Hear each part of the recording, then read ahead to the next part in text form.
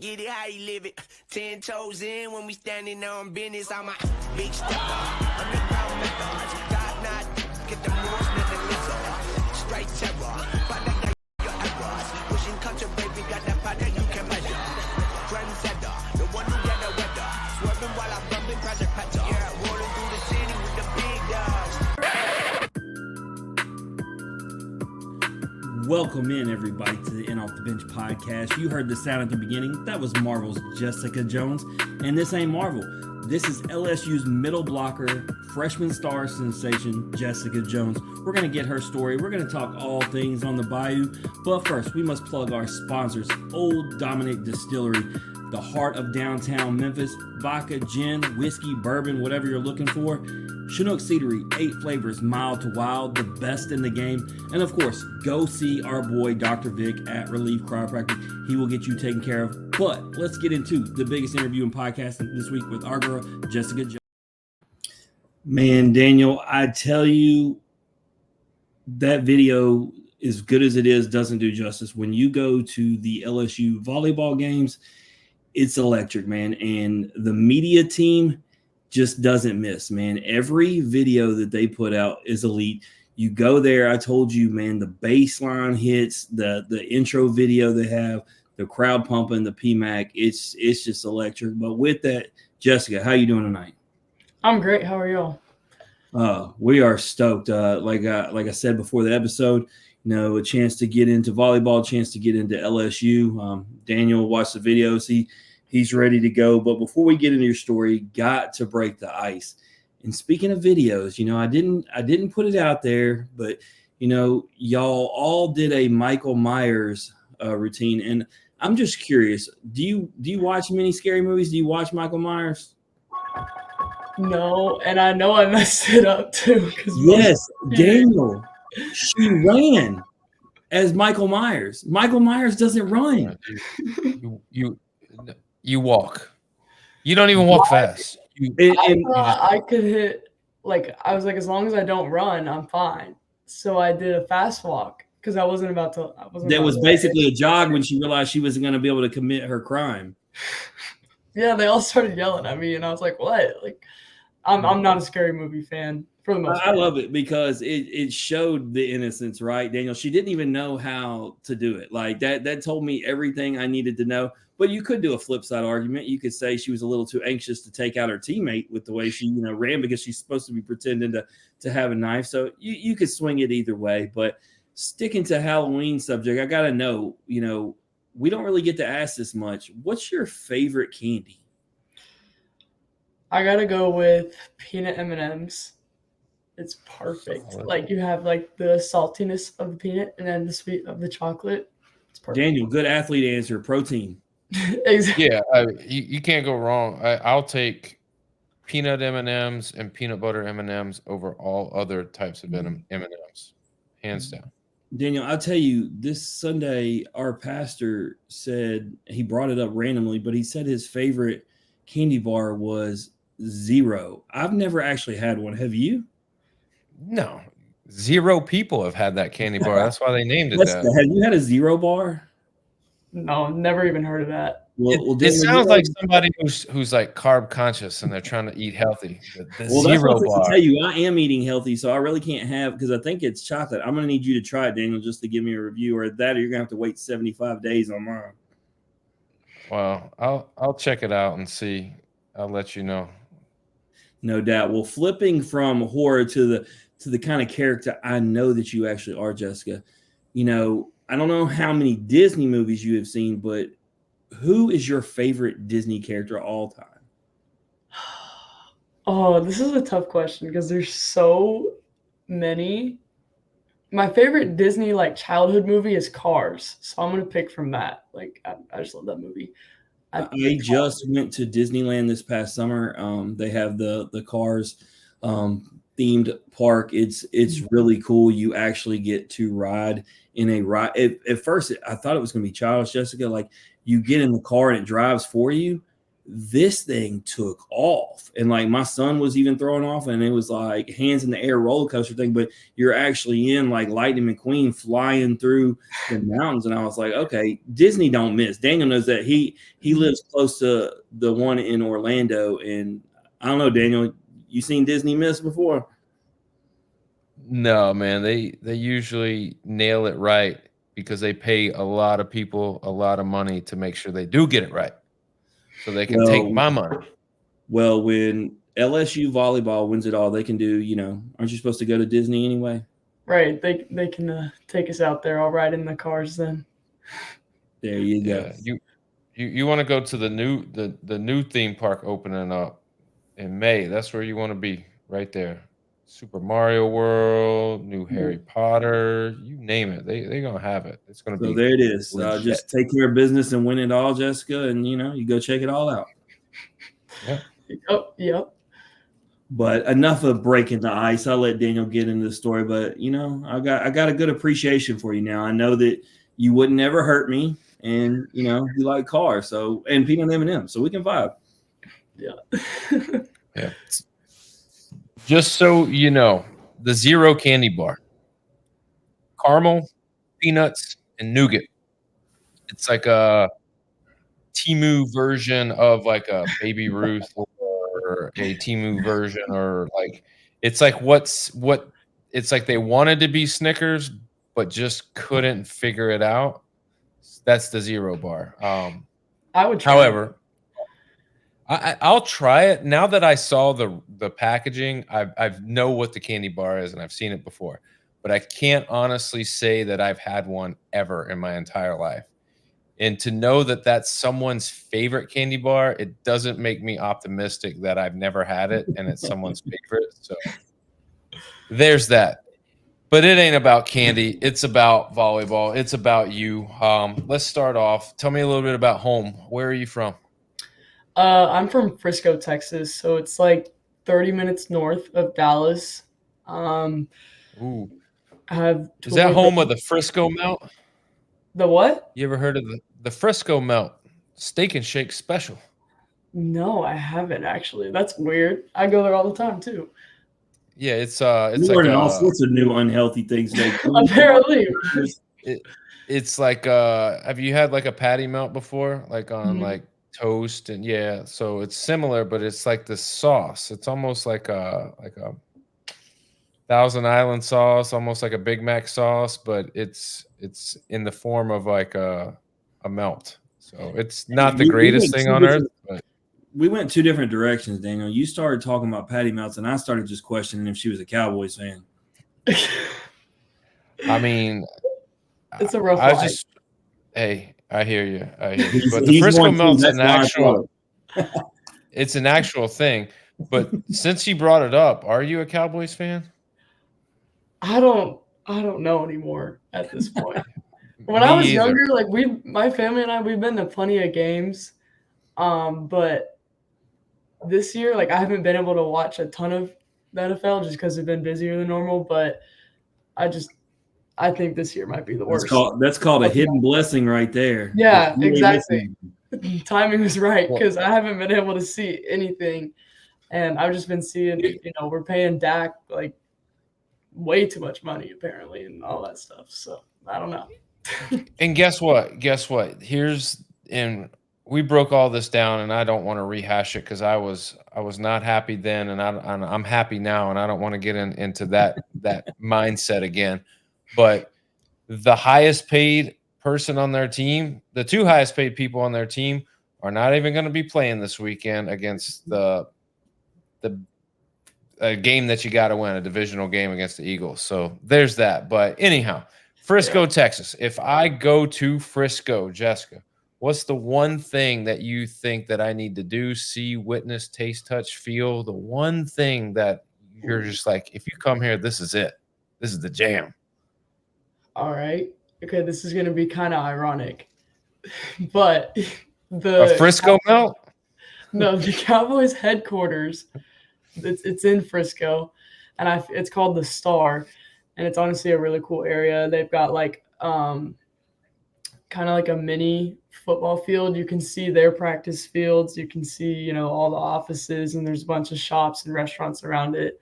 And I'd say like that's kind of the main thing. I know we have a Universal coming also, which is very random, but that won't happen for a little while. All right, Frisco, Texas, moving up. So I Daniel, know. here's what we getting do, on up. man.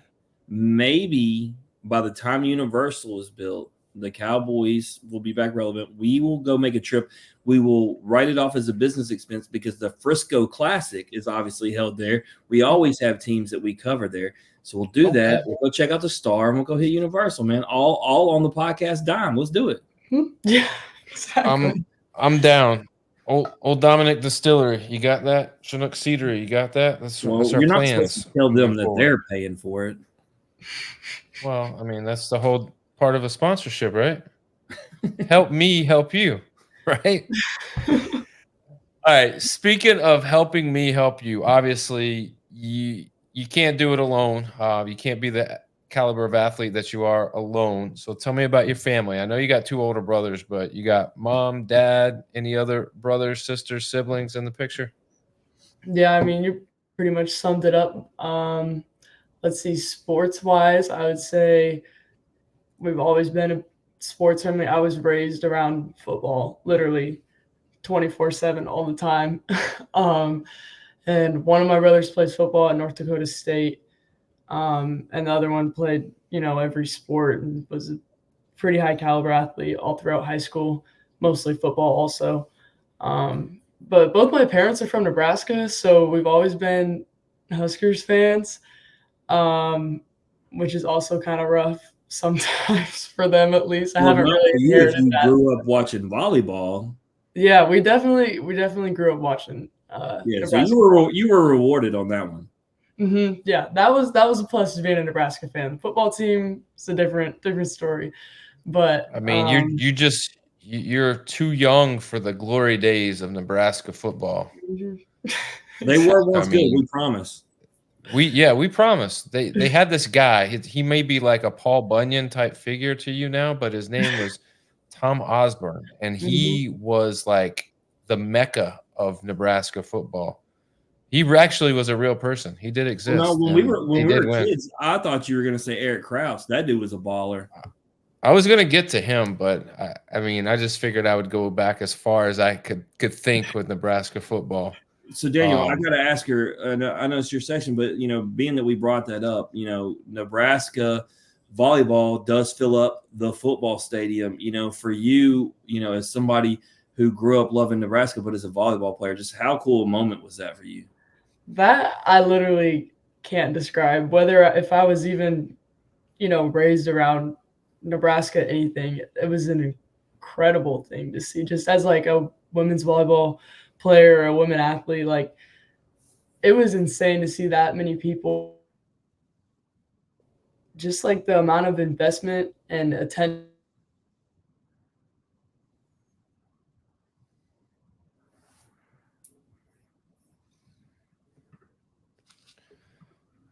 You know, Jim, she mentioned just seeing Nebraska filling it up, and is that the expectation in Nebraska, and should that be what other programs are shooting for, or is that just kind of like a one-off? Yeah, it's popular, but they were able to do that because it was heavy promotion. I feel like Nebraska is so ingrained in volleyball. That's the expectation. I think it's not a one-off because, for instance, you know, LSU, you know, they've gotten up to close to 4,000 in volleyball, but if you advertised it inside Tiger Stadium, people will want to be a part of that event. I mean, wouldn't you think so, Jessica? Yeah, I totally agree. And I think it also just goes along with the popularity of the sport at like a younger level within the state.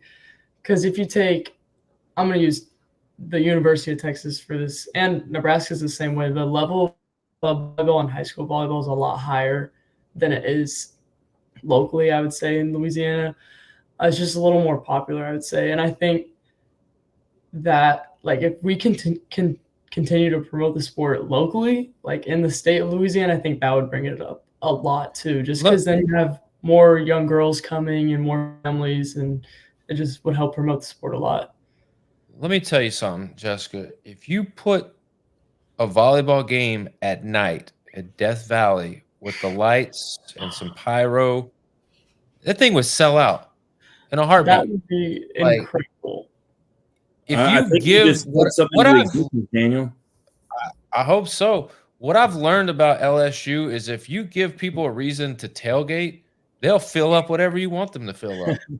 They'll go to church every day if you let them tailgate. I mean, they will. They'll fill it up. But to her point about, people, buying in, and you talking about, a culture, LSU's just really coming up in volleyball. And, it's behind my picture right now, but Emma Grome, IOTB guest, National Player of the Week, Daniel, Kentucky, they got that national championship, and now they have a new arena, and so you see what happens with a culture change with winning and success. Obviously, is Johnny Teeler and all those, professional players that came through there. So I think LSU is clearly on their way to getting more like that. But I think Nebraska has had an established culture, so it's definitely a lot easier there. LSU is on its way. Nebraska, just watch out. Watch out. Mm-hmm. All right, Jessica, who's your influence growing up? Oh, that's also. Was it an athlete?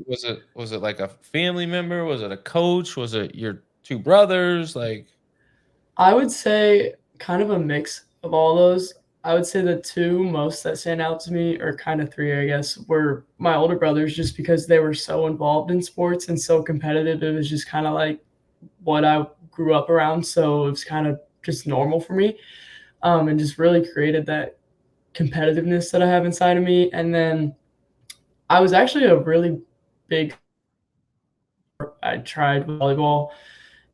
I had this one coach. We were probably 10 or 11, and we were trying everyone back. Like, I was 10 or 11 years old, and the level I was playing at was probably a little too high for a 10-year-old.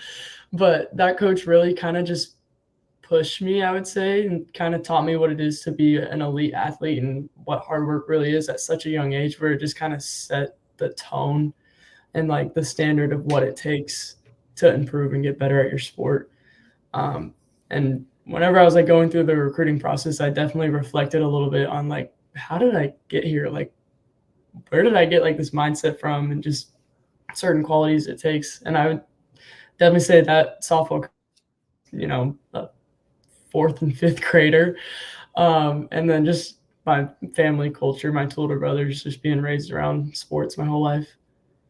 I mean, it pays off. Obviously, when you are pushed to compete at a level that maybe you're not ready for or old enough, or, maybe you're still learning the skills to be at that level, and you fail a little bit, eventually you start meeting the standard because, you played at Wakeland High School. You were named the 2023 AVCA Girls High School All-American. You were the 2022 District 9-5A Blocker of the Year. You played club for Drive Nation, who was 5th in the 2023 USA National Tournament.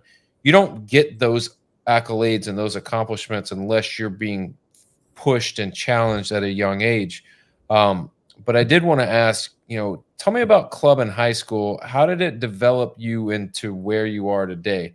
Was it more the club that did it? Was it high school, or was it a good combination of both that allowed you to be seen, step your game up, be challenged, all those things? Mm-hmm. I think club definitely developed me as a player. It was a lot of fun. I miss club a lot, but I'm also, obviously glad to be where I am. And then really it's just kind of the team culture you build and how you can push each other. What I really enjoyed my 15s and 16s year was just kind of, I played for a club that wasn't necessarily known for being the winningest club ever. But our team and our age group was really good. So we were always the underdogs, and we kind of shocked a couple different teams. And that just kind of taught you to not really care what anyone thinks, and just continuing to kind of grind. And the results will eventually come. And then, of course, when I moved to drive, that was honestly the first time I ever had teammates where, everyone was committed to basically a Power 5 school, and you're really surrounded every single practice with, high level competition. And so that was, I think, what really kind of just showed me, okay, this is what it's going to feel like in the future, when I'm in college, and that kind of got me more comfortable with it. And then on the high school end, Wakeland is still a high level volleyball school. So it was super fun to play high school and have the privilege to still have good competition. Whereas at some other high schools, it's not the same. Like we had, I think, OU, Creighton, Providence, and then LSU all in 1 year together, my junior year of high school, which is pretty uncommon in high school ball. So that definitely pushed me too. It was just a little bit more laid back, I would say. But I really enjoyed my younger years of volleyball, I would say. Well, you ended up at LSU. So tell me, why was it LSU? Obviously, living in Frisco, growing up around Nebraska athletics, why and how did LSU become your school? I would say when I was really kind of getting into my recruiting process and really kind of starting to have to ask myself the hard questions and be like, okay, where do I truly see myself? And in the end, I think it just came down to my connection with our coaching staff. I kind of put a thought in my head. I was like, well, if I don't feel comfortable or connect super well with the coaching staff, how am I going to truly enjoy my experience there? And talking to our coaching staff, like Tanya, Jill, Kevin, Ashley, they're all amazing. And they're super, I would just say, real people, where when you're talking to them, even in the recruiting process, when, every coach is telling you, oh, you're great, you're going to play and blah, blah, blah. Like, you can tell that they're being real with you. And I can back that up now to this day still. And you could just tell. And obviously LSU athletics, I would say they're unbeatable. Like, I don't know another school that's this good in every sport all around. And that's what's amazing about it, because you can, go to any sport and have a good time because we're probably going to win. And just also the fans are amazing. They're crazy, which I love it. So everything you spoke was truth. Me and Daniel have actually had this talk on the show. There's only a handful of teams, literally like 3, 4, maybe even 5 schools that you can call everything schools that are good at everything. The facilities are great. Like, to use examples, like, Florida is literally good at everything across the board for the most part. Alabama, and so LSU is in that handful. But like you said, the culture, people being real, that is just something that I don't know how to explain to people unless they go there. You talking about the coaching staff is how I feel about all the athletes we've had on, all the families that we've met and know, like, they're real, they're authentic, they treat you like family. It's just something else. So let me ask you, when you get there, is it everything that you talked about the coaching staff, but just everything that you talked about with the LSU athletics, when you're actually a student there and you're walking around, is it everything you hoped it would be? 100%. And even like with coming early in January, I obviously was a little nervous, but it was a great experience. I was so glad I did it. But it's just amazing because I remember reflecting so often, like when I first got here, and being like, wow, like, no way I'm actually here. And I really, truly do enjoy it. I feel like every athlete before they go to the school they commit to gets a little nervous of like, oh, am I actually going to love it as much as I think I'm going to, or am I going to be let down? But here, LSU has lived up to literally everything I thought of it. And what you're saying about the people being real, like, it's amazing to me how, like, yeah, you have that Southern hospitality, but I think it's a little different here because everyone truly is so real. Like, I had so many just like random encounters with strangers where everyone's just so polite and down to earth, and it's kind of rare. It's its own culture. the best way for me to explain it is when Tennessee came to town a couple years ago for LSU football, and I knew a lot of Tennessee fans, and I invited them to many different tailgates, and they found out they were welcomed in, they were offered food, they were treated nicely. They had heard all these horror stories about you don't go to LSU, they'll treat you terrible. And I was like, you're going to have bad eggs everywhere you go, but I've been there for every team basically that comes to town outside of Florida, which we like to treat bad. We don't like Florida. We welcome in with hospitality, everybody's family. It's just different. And like I said, it's hard to even explain. That's why I tell people to go there. But Daniel knows LSU's even been a thorn in my side because my daughter's a freshman there. She had an opportunity to play soccer for half the country, and she decided to forego playing soccer so she'd go ahead and do academics at LSU because that's where she's always wanted to go. And it's like, dang, baby girl, you're costing me out-of-state tuition. You could have been playing soccer. I could have been in the stands. And instead, I'm going down there. I'm going to be down there this weekend. She's going to hit me up for money, I'm sure, Jessica. She ain't going to listen to this, so I can throw her under the bus.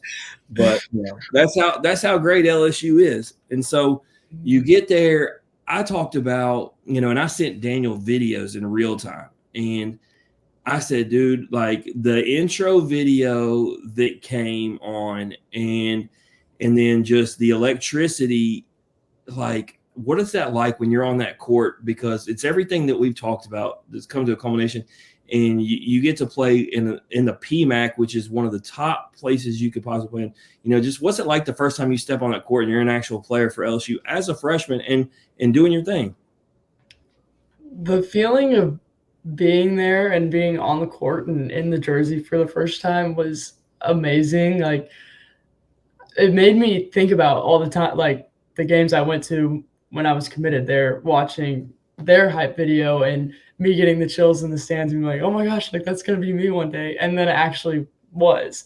And I was on the screen. Like, it was just so surreal, and just kind of an unbeatable feeling, really, and just kind of satisfying to watch. You're like, okay, like I'm finally here, but also it makes you want to run through a wall because you're like, okay, I'm finally here. Like, let's make a difference and let's improve this program, So it was amazing. So I got a question, and Daniel, I was debating on how I wanted to ask it, but Jessica seems real as we're talking about. So, Reagan Rutherford is a 2-time guest of the show. She plays for Texas. And I told Daniel when I went to go to that game, I was like, I need to see this, but I don't know that I want to see this because Texas is just so good it doesn't even make sense. They were literally shuffling in girls, Jessica, that like the caliber of players. Like, I was like, it had nothing to do with LSU. Like, I was like, this feels like they're playing a professional team. And so I asked you, as a freshman, when a team like Texas, the status they have, defending national champs, comes in your house, are you super excited for that opportunity, or is it a little nerve-wracking? I would definitely say a mix of both. Part of me was, obviously excited to play some of the people I looked up to growing up. And then part of me took that as like I get to play them, like, let's beat them. Like, how cool that would be, like beating the people I looked up to. And so that just kind of lit a fire for me. And also knowing that a lot of the, some of the best players are graduating after this year, knowing that was like the only opportunity that I had to play, or only chance I would probably get to play them. So just kind of taking that and using it as motivation. We talked as a team, obviously don't, like, it's Texas. It doesn't mean anything to us, like, so just, it was a lot of fun. And yes, I had nerves, and yes, I was excited, but I definitely just felt more competitive than anything, and just kind of made me want to beat them more, I would say. No doubt. Well, what I want to know is what you have personally against Georgia, because you came out and just started. I mean, you don't know how to do the Michael Myers kill, but you definitely knew how to throw down on Georgia. Just how obviously y'all lost, so it's bittersweet, but you did have yourself a day, so much so that they made the video for you, hyping you up. So how great, even with the loss, was it to just be in a groove, individually that day? It's definitely a great feeling. Obviously, it's hard whenever you don't come out as a team with a W. But I would say, obviously experiencing being in season for the first time, obviously in college athletics, the season can get long sometimes. And I've had, like my dip here and there, and it felt kind of nice to just be kind of back in that flow state where you're just kind of you're going and you're helping the team get going and motivating each other and just having your teammates back in certain scenarios. So it's definitely a satisfying performance, but also like because we didn't come out with the W, it made me want to do more and just want to give more.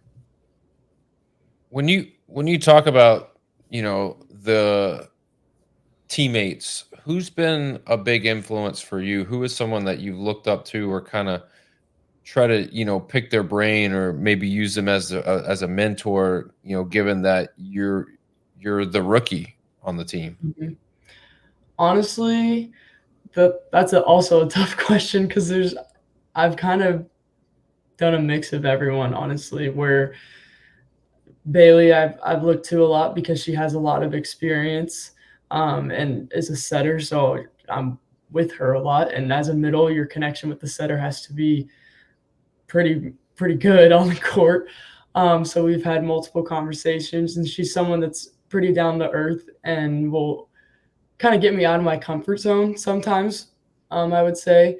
I mean, Daniel, what does it say about, if you look on LSU's Instagram, you always see a picture of Bailey and Jessica. Like, I mean, and what makes this cool is both being new. Bailey transfers in from Iowa. Jessica's a freshman. So, Daniel, I mean, what does it say, about both their character? Like, you got instant chemistry, right? Yeah, I mean, you're not labeled as the face for no reason. Like, you're out there because of the person that you are and what other people say about you. I think that's really the telling thing is like what other people say about you matters a lot. And everybody that we've talked to when it comes to you, Jessica, has always said high regards for you. And Bailey, So, I think Bailey is a perfect person to be around. Mm-hmm. Yeah. But I do got to ask, we talked about it before the show. I want to talk about it on the show, journey. Like, I have personally over the last 2 years been to enough matches where I have watched her, take basically, body parts, Daniel. She's Jessica. I've watched her at Ole Miss last year. I watched her spike it off a girl's face. I've watched her off the chest, off the legs, like leaving these girls bruised. Like, I mean, what's it like being beside her? I know a lot of times you're going up and you're doing set plays, and so you're trying to throw them off. You're jumping in the air, maybe on the other side. But when you get a chance to actually watch the intensity, the height in which she gets, like, how cool is it being her teammate? It's awesome, and she's taught me a lot too. Just because I think personality-wise, like, she's a little bit more fiery on the court than I am. She's not afraid to, talk crap to the other team, which also shows me like, okay, like I can do that too. Like, I'm the one that's going to turn around and celebrate towards my teammates. And she's kind of taught me and influenced me a couple of different things where it can make me a little more competitive and just motivate me more. And she's just taught me a lot about kind of just being a true competitive athlete, I would say, and just like with accountability. I would say, like, this reminds me, in high school we would talk about let's hold each other accountable. Like, we could be so much better if we just didn't let this and this slide. And as a team now and at LSU, like, we've improved a lot on holding each other accountable and calling people out with, hey, like, we need to improve on this. We can't let that happen in practice. And I think she's helped kind of initiate that. And now there's multiple people that are holding each other accountable, and we're all getting, more and more comfortable with it, which is improving our team chemistry. And just when you mentioned like the physical side, obviously when I first came in, I was like, geez, she hits the crap out of the ball, but it also makes it more fun when, you do block her in practice. Cause then you're like, okay, like I can block journey. I can block almost anyone in the SEC or the NCAA. So it's just, I think the more you're pushed in practice, the more fun it is out, like in practice and obviously in games, because then you're more prepared as well. Absolutely. Me and Daniel we talked about it. As a matter of fact, hey, shout out, Jessica. You're the 450th guest on this show. But yeah, Daniel, but with that, it doesn't matter what sport we're talking about. The best athletes come from teams where it's an iron sharpens iron mentality when you're getting pushed. And so it's a delight to hear you talk about that. If you're facing someone like that at practice, it means when you talk about her caliber, you're not going to face anybody that's better, I feel like, than really her. So you're getting a chance to block one of the best hitters in volleyball. So it only prepares you for everything, and it's going to make you stronger, like you said. So I got to ask about, going forward. Y'all are in a trend right now that y'all got to absolutely find a way out of. Y'all are in a win, lose, win, lose.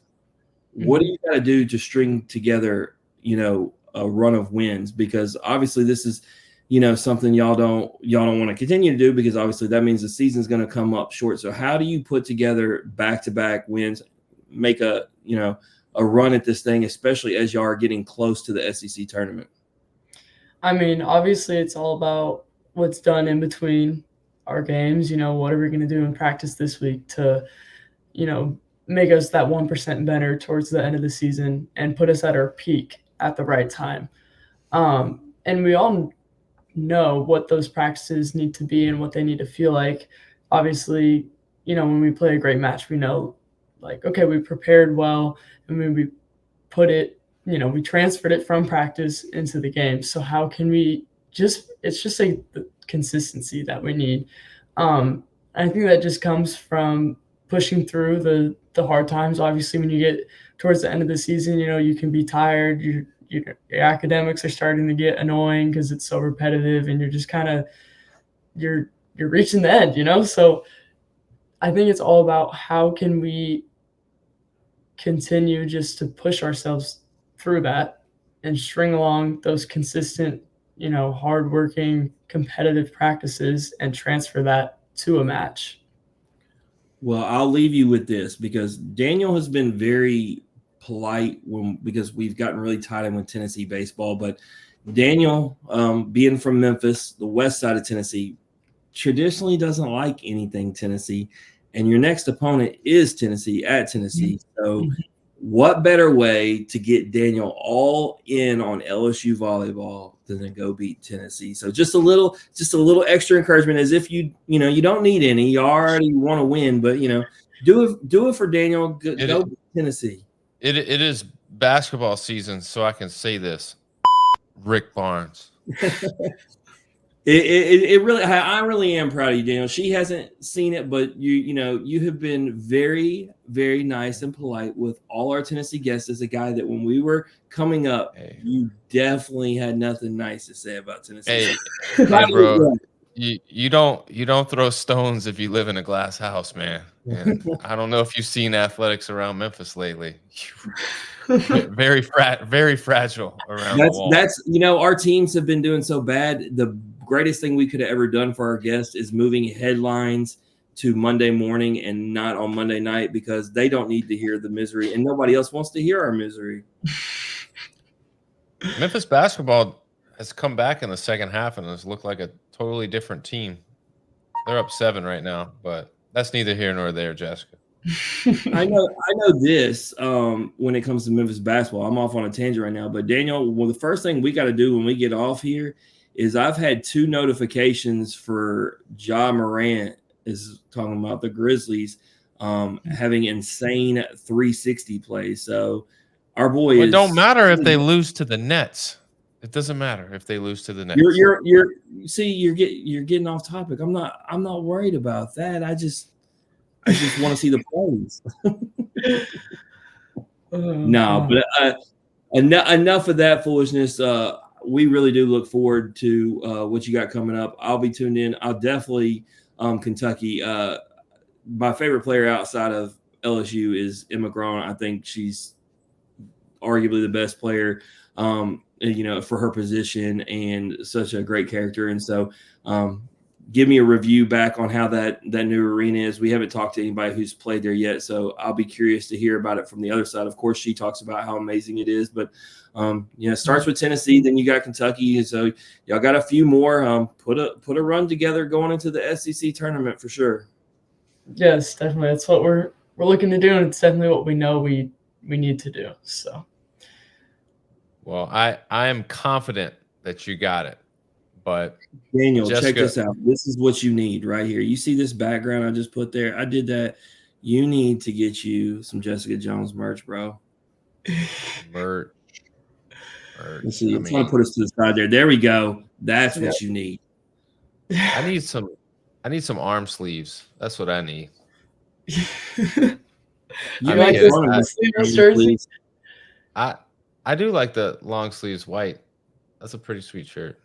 Mm-hmm. I could go with that. Christmas is coming up. I got you, bro. I got you because it helps her out. It helps you out. It works for everybody. What a guy. All right, Jessica. The hard part's over. Now we get to have a little fun. We're gonna play a game before you get out of here. It's called This or That. You will be the 450th guest to play this game. I'm excited? Yes. Don't blow it.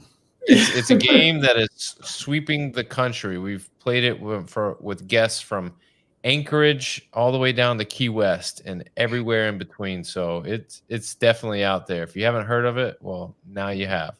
It's very simple. We have a lot of baseball guys on here, so I got to keep these games very simple because they'll have a tough time with it. But I'm going to give you two options. You choose one option or the other. Can't say both, can't say neither. Just go with your head, go with your gut, go with your heart. Just pick the answer you like the best. All right. All right, Jim, this or that. Who's it brought to you by? I was supposed to have a video. It got sent to me by a Samsung for Chinook Seedery, so they don't even get plugged. That's what you get for sending me.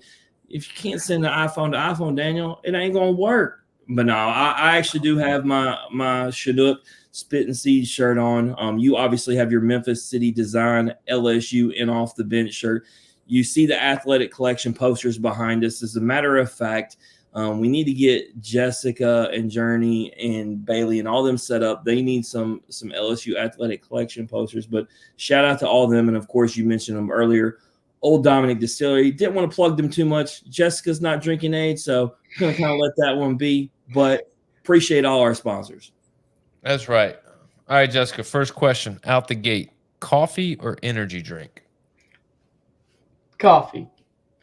How do you like your coffee? Sugar, cream, black, pumpkin spice, vanilla? I would say on the stronger side, I don't like super sweet coffee. I'm a good classic latte girl. Okay. Nice. Some espresso with some milk. See, Daniel, she talked about being that killer mentality, but here's the reality. My favorite thing, I don't know if you really paid deep attention to those clips. It's not when she like yells and is fire afterward. It's actually when she walks away and smirks and smiles. It's innocent. It's innocent, Jessica. I'm scared of. Yep. She walks around with her vanilla latte like she's just, this low key, player, but really there's fire in that latte. It shows. I keep it. Yeah, hey, you got to. Can't show everything. All right. Pizza or cheeseburger? Cheeseburger. Definitely. Yeah, cheeseburger. I had to get off tacos for a while, Daniel. We've been asking about tacos for too long. Yeah, I get you. It just makes me hungry every time I read the food question. Maybe that's why I took it off steak tacos, man. I didn't want you to, I appreciate that. Block or kill? Block, definitely. Would you rather live in the country or in the city? City?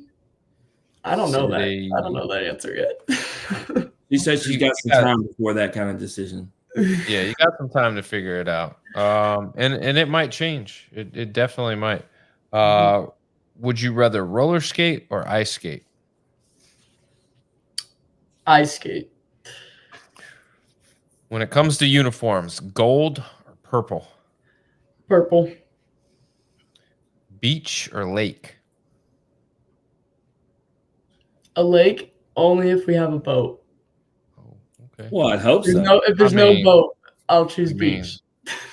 Like, hey guys, y'all want to go to the lake and just hang out on the?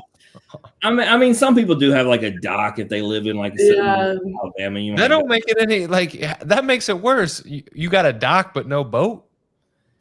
And Daniel, What are we hey, doing here? Daniel, I want to go back on the uniform thing for a second.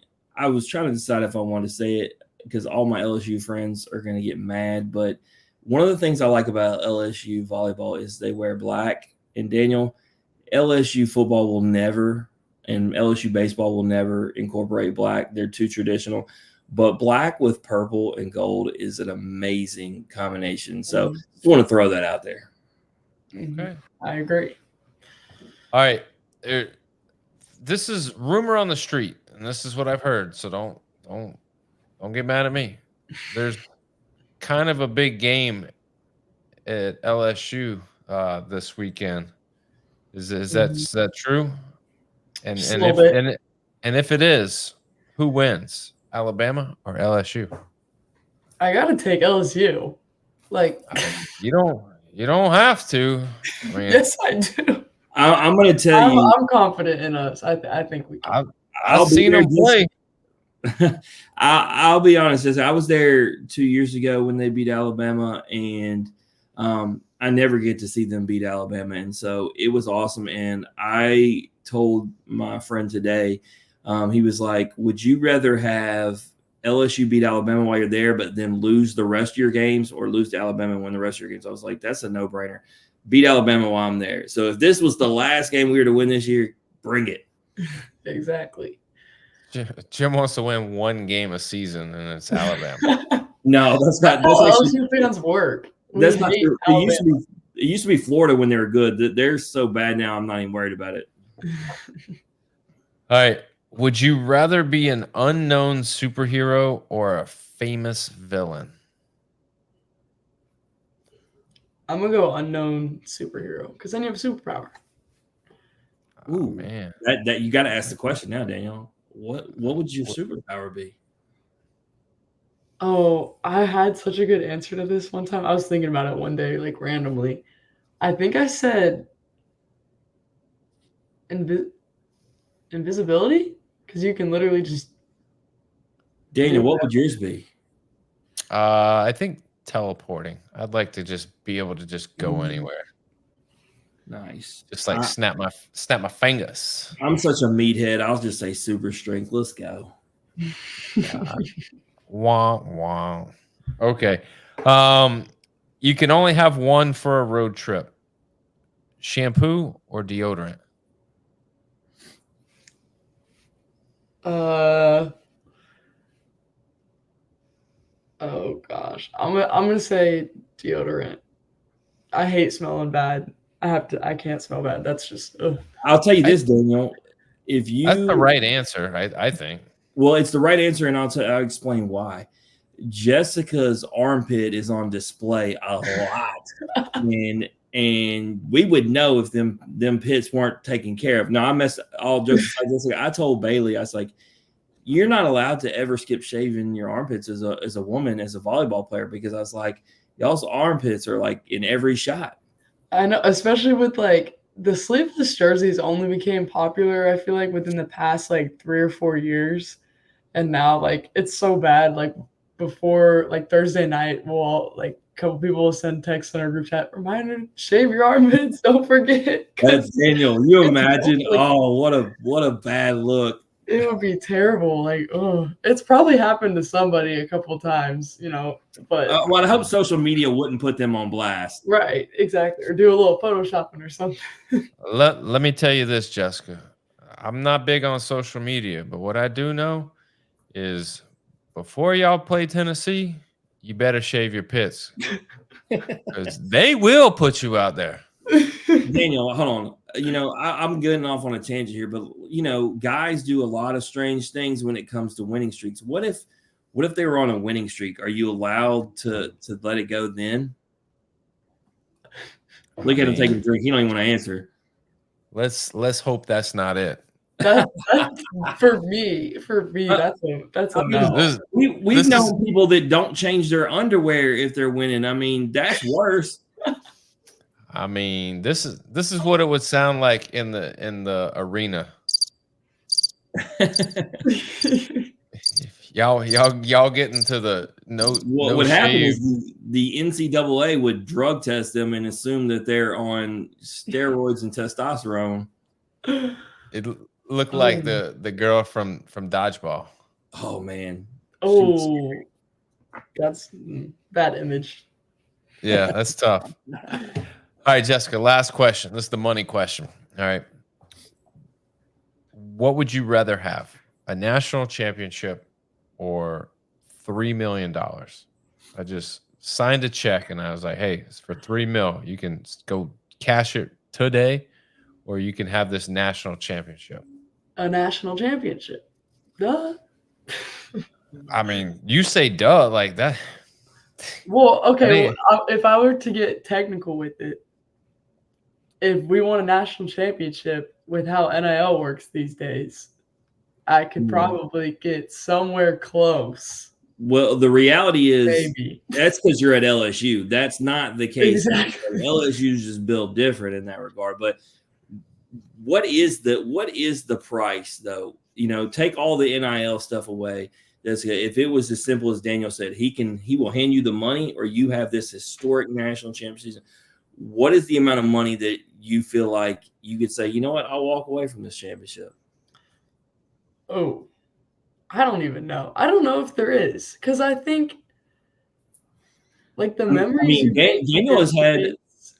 Daniel's had an Oklahoma gymnast tell him she wouldn't take $50 million. I don't believe that, but she's stuck with her guns.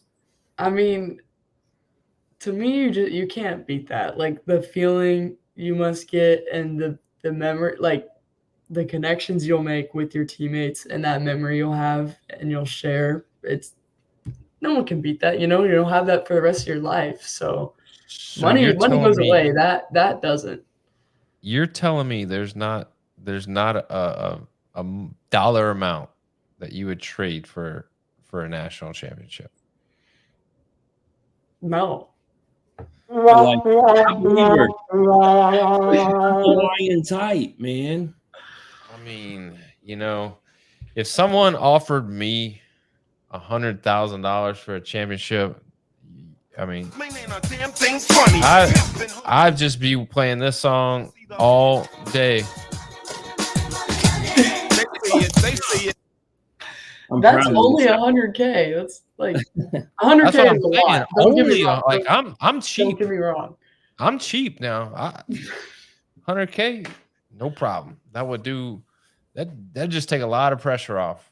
But well, Jessica, you are you know, you're on par with what most guests say when we ask that question. So I'm just, you know, I'm just bitter because I wish in my day there was some NIL where I could cash in on something.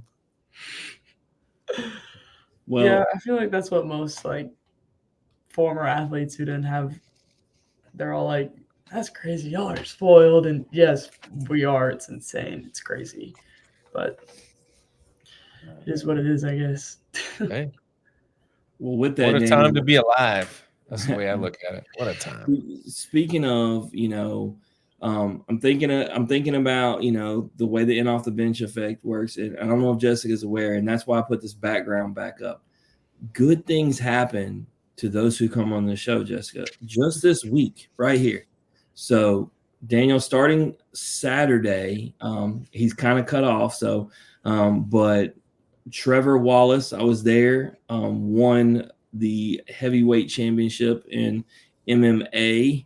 You got Dylan Sampson right there at Tennessee, broke the touchdown record in a single season. You got Dylan Cruz, speaking at LSU, Golden Glove.